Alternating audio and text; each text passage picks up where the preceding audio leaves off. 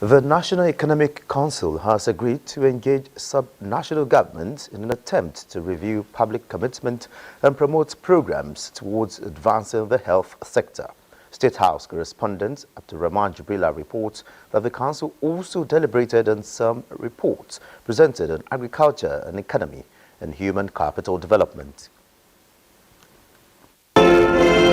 This is the 137th meeting and the 7th session in the year 2023, chaired by Vice President Kashim Shettima.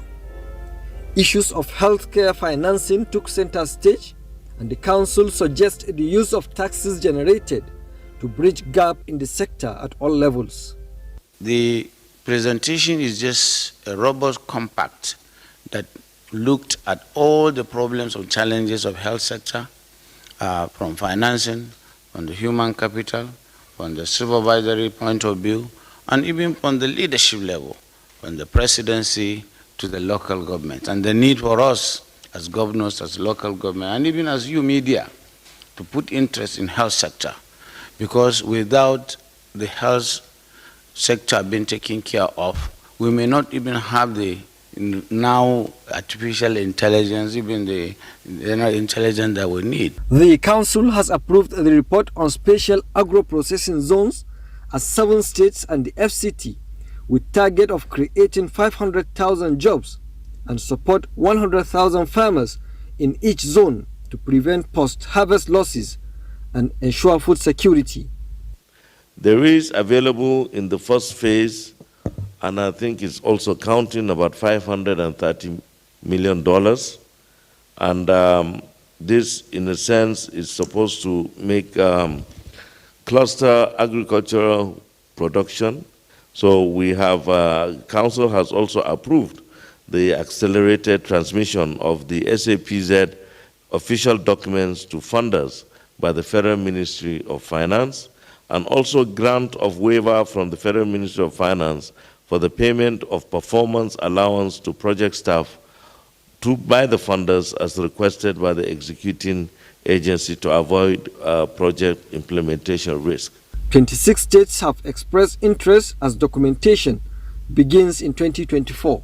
In pursuit of the renewed hope agenda, the Council has received a report of the Presidential Committee on Flood Mitigation, Adaptation, Preparedness and Response, and approved a roadmap with recommendations suggesting the establishment of the National Flood Management Council, funding options, and adopted the report.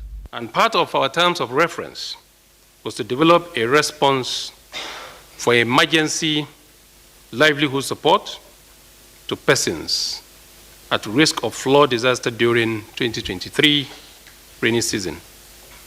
Secondly, to review existing reports and plans relevant to the mitigation and response to flood disasters in Nigeria, as well as the report by the National Economic Council Committee on Flood. Another good news for Nigerians is the Council's approval to engage Africa Reinsurance on getting natural catastrophe and crop insurance scheme to help farmers and other agro businesses.